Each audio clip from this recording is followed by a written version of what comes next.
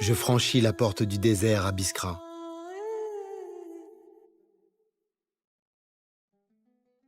C'est littéralement une entaille dans un rempart. La muraille des monts du Mzab. De l'autre côté de Biskra, changement de décor. C'est un immense champ à moutons. Cette steppe court jusqu'à Djelfa. Elle est célèbre pour l'élevage. On vient de toute l'Algérie acheter son mouton pour l'Aïd. Plus de 4 millions sont vendus chaque année pour être sacrifiés. La race la plus prisée porte même le nom d'un village de la plaine, celui de Ouled Djellal. Quand on a 10 ans, avoir son premier mouton, c'est un moment aussi fort que passer son permis ou acheter sa première voiture. Autrefois, la région était couverte d'alpha. Mais l'élevage épuise cette steppe. L'été, il fait chaud. À partir de maintenant, il faut calculer son eau et ses réserves en carburant. J'entre au Sahara.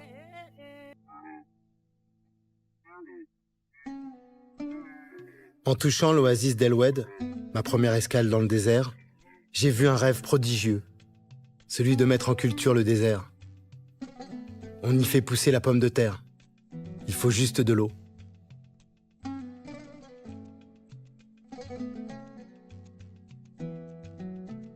Le Sahara regorge d'importantes quantités d'eau stockée en profondeur et héritée de périodes très anciennes. Une eau fossile que les rares pluies du désert viennent réalimenter.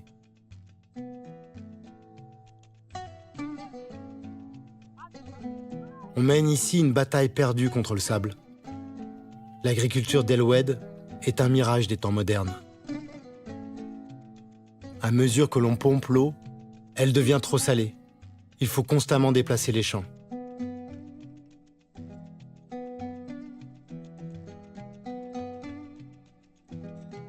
À l'origine, El Oued vivait des dattiers et d'agriculture vivrière, poussant en poche de sable. Mais 1 million de palmiers sont déjà morts, asphyxiés. Pire encore, par endroits, l'eau est même polluée par les rejets humains. Il faut dire que El Oued est devenue une grande ville. La cité aux 1000 coupoles abrite désormais plus de 100 000 personnes, sans compter l'activité touristique. L'eau courante en ville, la nappe profonde montre des signes d'épuisement. El Oued, ville nouvelle, confronte ses habitants à la réalité du Grand Sud. Plus au sud, ma route me mène aux portes d'une des plus belles cités du désert.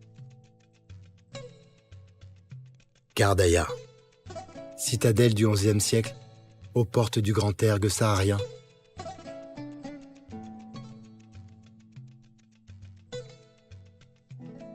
Gardaïa est la capitale des 5 cités du Mzab.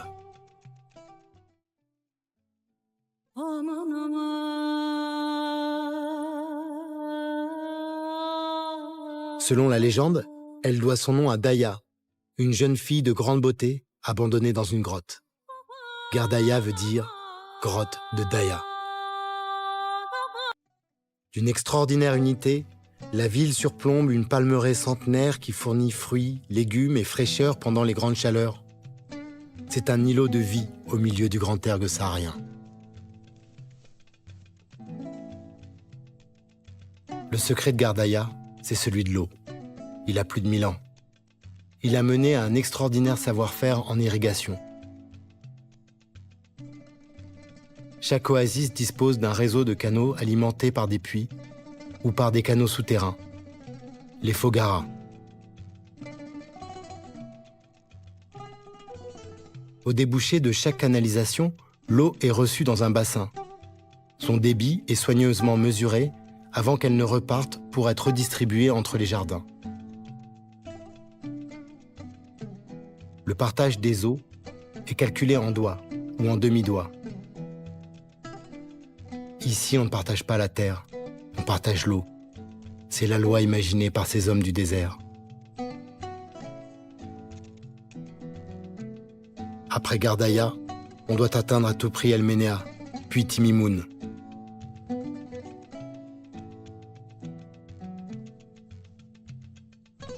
On sait qu'on approche d'El Ménéa quand on voit sa forteresse, qu'on appelle ici un ksar.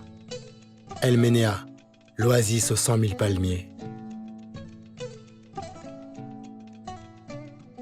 Le ksar vient des Berbères. Il protégeait les habitants contre les razzias des pillards.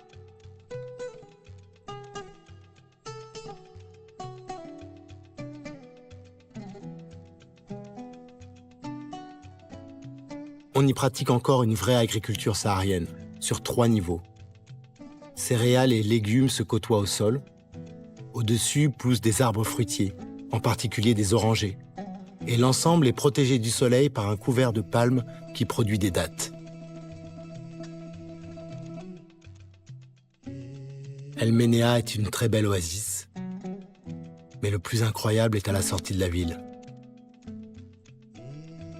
Un lac.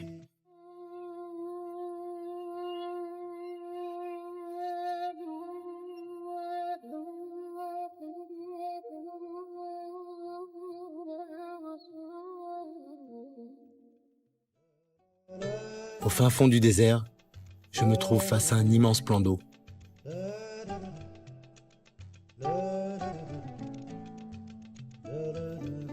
Son eau n'est pas potable, elle est trop salée. On ne peut même pas s'y baigner. Mais ce lac est le rendez-vous des oiseaux migrateurs qui vont de l'Europe à l'Afrique. Un peu comme moi finalement.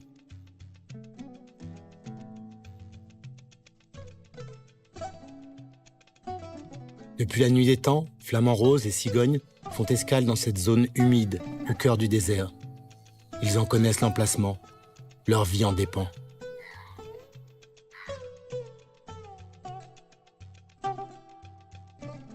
Timimoun est une oasis d'argile rouge, du fait de la présence d'oxyde de fer dans le sol.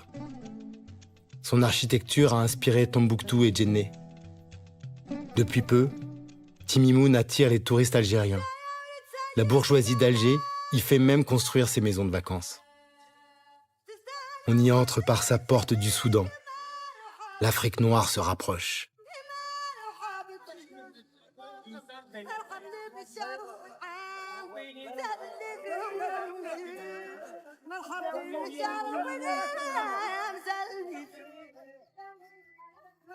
Timimoun est une croisée des routes. C'est donc un marché. On y tissait, dit-on, les plus belles teintures du Sahara. Aujourd'hui, mondialisation oblige, c'est plutôt de Chine que viennent les étoffes. Le temps l'emporte sur l'histoire, comme le sable dans le Grand Ergue.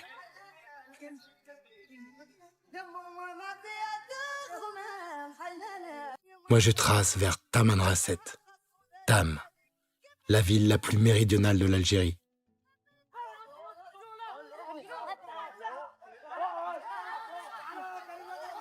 Tam commence par un mirage de foot sur pelouse synthétique.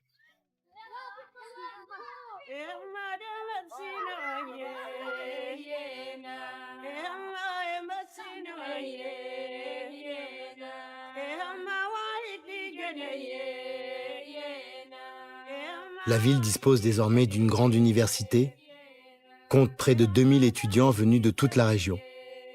C'est le pari d'une ville d'avenir.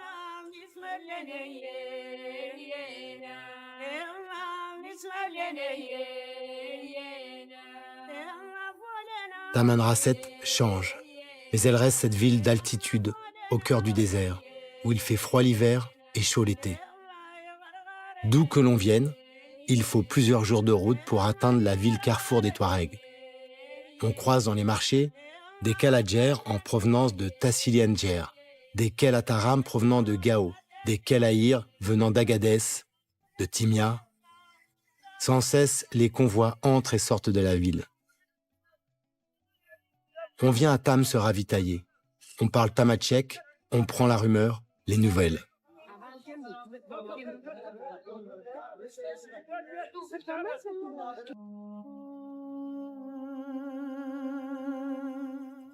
Je quitte Tamanrasset pour le Hogar et le Tassili-Nadjer à la recherche de la cité perdue de Séphar. Brodée et constellée de cratères. Toute l'histoire de la Terre est là. Des centaines de volcans comme celui d'Atakor ont soulevé un granit vieux de 4 milliards d'années.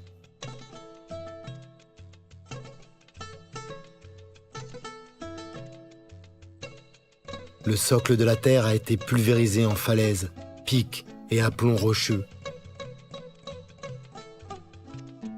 Pas un son, pas un bruit ne semble vouloir perturber les lieux.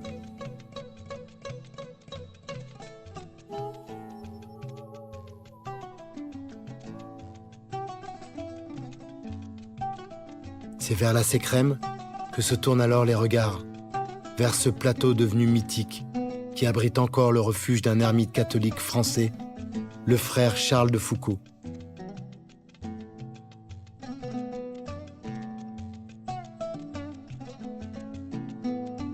Mes pas m'ont conduit dans le Tassili Nadjer, un plateau de grès à plus de 1000 mètres d'altitude, entièrement sculpté, tailladé. Pendant des millions d'années, son sol a été raviné par les eaux. Puis, avec la sécheresse, ce fut au tour du vent d'user et de polir ses roches. Le froid de la nuit et le chaud du jour ont fait éclater ces pierres. Seul, dans cette immensité, j'ai vu la terre se transformer.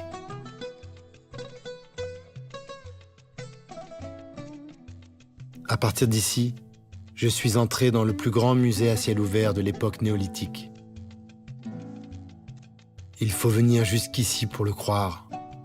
Il faut voir la cité de Séphar, la plus grande cité troglodyte au monde. Une ville de pierre, avec ses façades immenses, ses avenues perpendiculaires, ses places, ses rues. Séphar est inscrit au patrimoine mondial de l'humanité depuis 1982. Mais ce n'est pas pour cette extraordinaire création du vent, c'est pour ce qui est caché ici.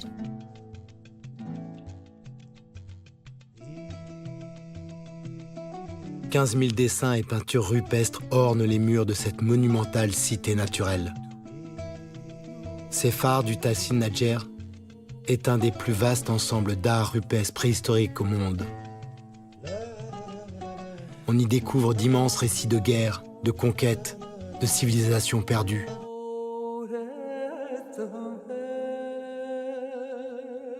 On découvre aussi combien ce désert n'a pas toujours été aride. C'était une savane, un monde peuplé de girafes, de buffles ou de rhinocéros. 15 000 œuvres qui racontent 6 000 ans de changement du climat, de migration de la faune et d'évolution de la vie humaine aux confins du Sahara, comme un grand livre du désert.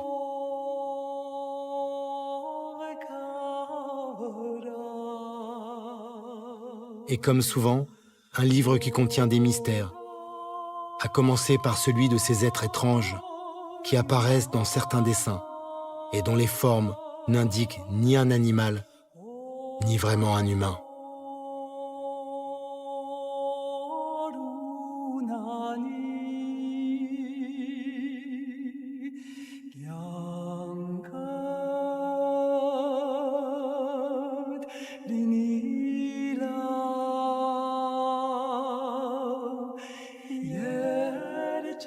Rares sont les voyageurs qui s'aventurent au-delà de la cité de Séphar. Personne ou presque n'arrive jusqu'ici. Aux confins de l'Algérie, j'ai vu le Tadrart rouge. J'ai contemplé l'infinie beauté du monde, pour m'en souvenir à jamais. Puis je me suis agenouillé et j'ai fermé les yeux.